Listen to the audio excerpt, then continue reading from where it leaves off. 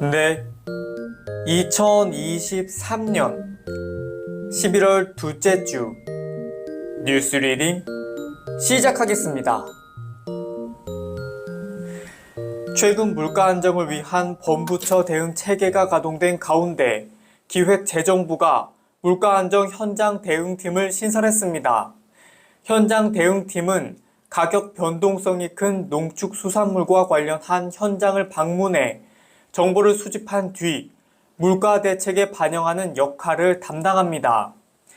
농림축산식품부도 물가관리 TF를 구성해 라면과 빵, 설탕, 우유 등 7개 주요 품목을 대상으로 담당자를 지정해 물가를 전담 관리하도록 할 계획입니다. 공매도 금지 첫날인 오늘 코스피와 코스닥 양시장 모두 급등 마감했습니다. 코스닥은 3년 5개월 만에 사이드카가 발동됐고 코스피는 하루 만에 134포인트 오른 2,500대로 마감했습니다. 사이드카는 이상 급등 상황을 제어하는 것으로 코스닥 사이드카가 발동된 것은 2020년 이후 3년 5개월 만입니다. 정부는 공매도 금지 기간 동안 빌린 주식을 상환하는 기간, 차입 조건 등 기관과 개인 사이에 존재하는 공매도 차별을 개선하고 무차입 공매도에 대한 처벌을 강화하고 이를 방지하는 방안을 만들기로 했습니다. 서울에서 구매 보조금을 받고 산 전기자동차와 수소차를 5년 이내에 중고차로 팔 때 거쳐야 하는 판매 승인 절차가 간소화됩니다. 서울시는 무공해 차량을 6일부터 공식 홈페이지에서 전기차와 전기 오토바이 등 온라인 판매 승인 신청 시스템을 운영해 사전 승인 절차를 간략히 할 계획입니다.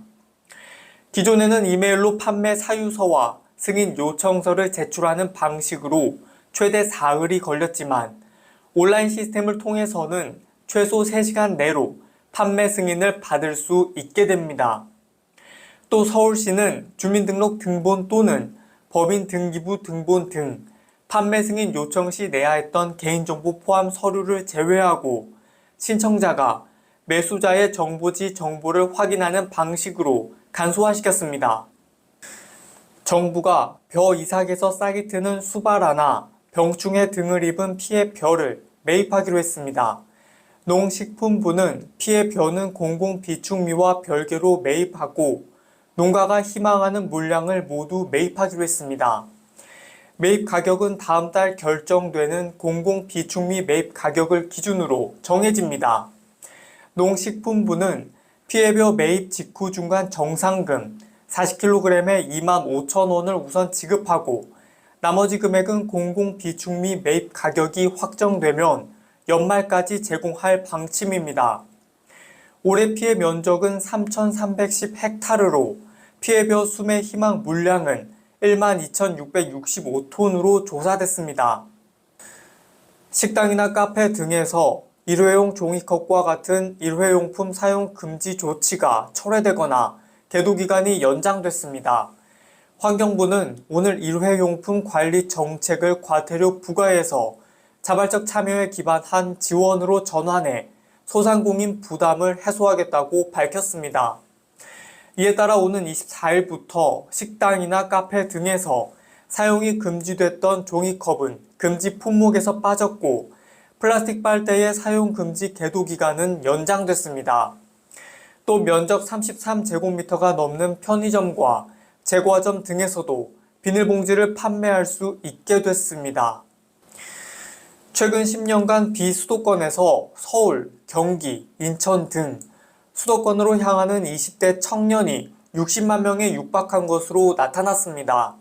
통계청에 따르면 지난 2013년부터 지난해까지 서울, 경기, 인천의 전입 인구에서 전출 인구를 뺀 순이동 인구는 20대가 59만 1천 명이었습니다.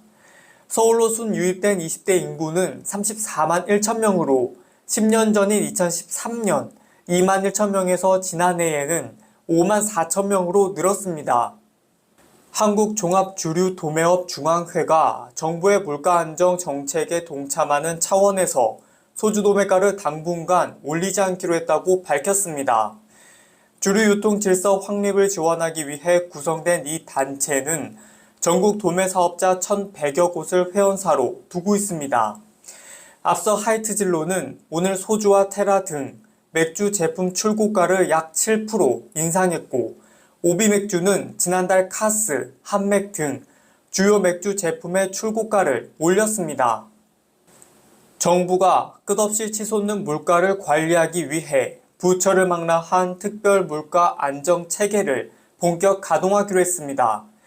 부처의 차관들이 각자 품목을 맡아 직접 가격과 수급 현황을 관리하겠다는 건데요.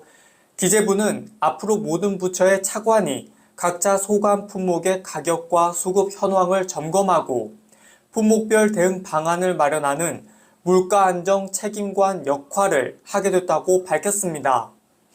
일부 부처 중심으로 대응하던 기존 물가 대응 방식에서 벗어나 현장 중심 대응을 강화하겠다는 취지입니다. 대법원은 가습기 살균제 제조 판매사가 폐질환과의 인과관계가 상대적으로 약한 경증 피해자들에게도 배상할 책임이 있다는 판결을 확정했습니다. 대법원 일부는 3년여간 가습기 살균제를 쓴 뒤 지난 2013년 폐질환 진단을 받은 김모 씨가 옥시레킷 벤키저와 한빛화학을 상대로 낸 소송 상고심에서 500만 원을 배상하라고 한 원심 판결을 그대로 확정했습니다. 어린이를 중심으로 발작성 기침을 보이는 100일의 환자가 급격히 늘면서 보건당국이 백신 접종을 당부했습니다. 질병관리청은 100일의 환자가 이달 4일 기준으로 83명, 지난해 같은 기간에 25명이었던 것에 비해 3.3배 늘었다고 밝혔습니다. 연령대별로는 12세 이하 어린이가 58명으로 약 70%를 차지했고 70세 이상이 13.3%, 60세 이상이 7.2%로 뒤를 이었습니다. 한국토지주택공사는 공공임대주택 입주자의 피해배상 업무에 대한 신속성과 공정성을 높이기 위해 한국손해사정사회와 업무 협약을 체결했다고 밝혔습니다. 이번 협약에 따라 양 기관은 LH가 관리하는 국민, 영구, 행복주택 등 건설임대주택과 매입임대주택의 입주민에게 피해가 발생했을 때 배상 업무에 협업하게 됩니다. LH는 손해사정사를 적극 활용해 피해 조사와 보상 범위 확정 등을 신속하게 처리해 입주자의 불편을 최소화할 계획입니다. 한국손해사정사회도 LH 임대주택과 관련한 전담 인력을 운영하고 지역, 분야별 손해사정사를 빠르게 선임할 수 있도록 할 방침입니다. 임신 중 신체활동과 수면시간 감소가 조산 위험과 연관이 있다는 연구 결과가 나왔습니다. 미국 스탠퍼드 대학 의대 소아과 전문의 리마 아게하데프르 교수 연구팀이 워싱턴 대학 연구팀과 함께 임신 여성 1,083명의 신체활동과 수면에 관한 자료를 수집 분석한 결과 이 같은 사실이 밝혀졌다고 미 과학진흥협회의 과학뉴스 사이트 뉴레이크 얼러트가 보도했습니다. 임신 단계에 비해 잠을 잘 자고 신체 활동이 많은 여성은 조산 위험이 48% 낮은 것으로 나타났으나 임신 단계에 비해 잠을 제대로 못 자고 신체 활동량이 떨어진 여성은 수면과 신체 활동 패턴이 일정한 여성보다 조산율이 44% 높았습니다. 암 진단을 받은 환자가 주당 150분 이상 중강도 신체 활동 등을 하면 심혈관 질환 발병 위험이 20% 낮아진다는 연구 결과가 나왔습니다.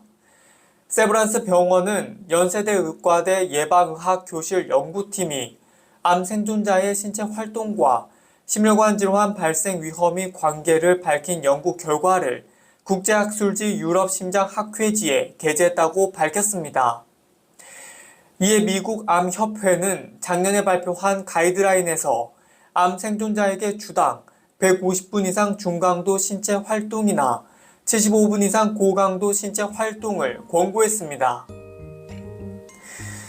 네, 2023년 11월 둘째 주 뉴스 리딩 마치겠습니다.